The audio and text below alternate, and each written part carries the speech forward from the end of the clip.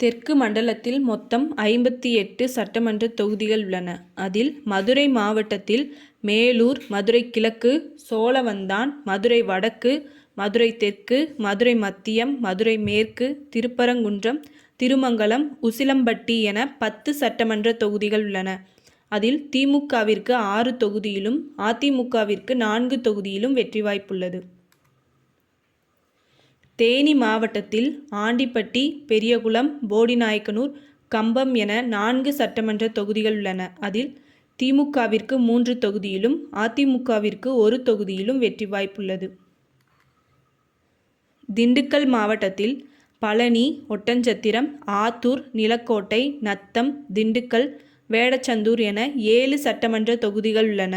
அதில் திமுகவிற்கு 3 தொகுதியிலும், அதிமுகவிற்கு 4 தொகுதியிலும் வெற்றி வாய்ப்புள்ளது.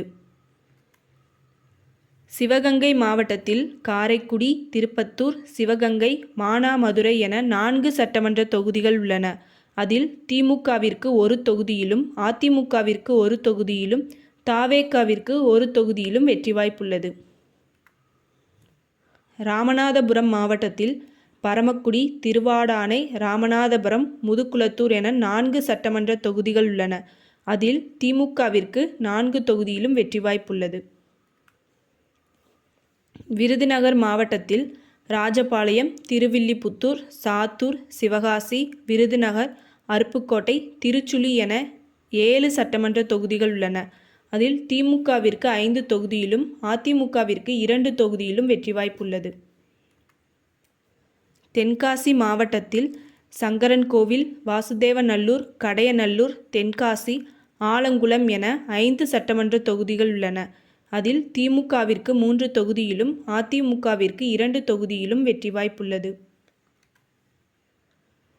திருநெல்வேலி மாவட்டத்தில் திருநெல்வேலி, அம்பாசமுத்திரம், பாளையங்கோட்டை, நாங்குநேரி, ராதாபுரம் என 5 சட்டமன்ற தொகுதிகள் உள்ளன.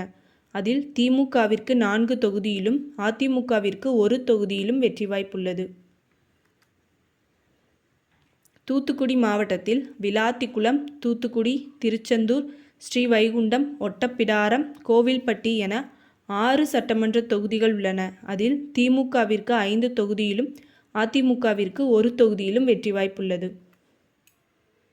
கன்னியாகுமரி மாவட்டத்தில் கன்னியாகுமரி, நாகர்கோவில், குளச்சல், பத்மநாபபுரம், விளவங்கோடு, கிள்ளியூர் என 6 சட்டமன்ற தொகுதிகள் உள்ளன. அதில் திமுகவிற்கு 4 தொகுதியிலும், அதிமுகவிற்கு 2 தொகுதியிலும் வெற்றி வாய்ப்புள்ளது. தெற்கு மண்டலத்தில் உள்ள 58 சட்டமன்ற தொகுதிகளில் திமுகவிற்கு 39 தொகுதியிலும், அதிமுகவிற்கு 18 தொகுதியிலும், தவேகாவிற்கு 1 தொகுதியிலும் வெற்றி வாய்ப்புள்ளது.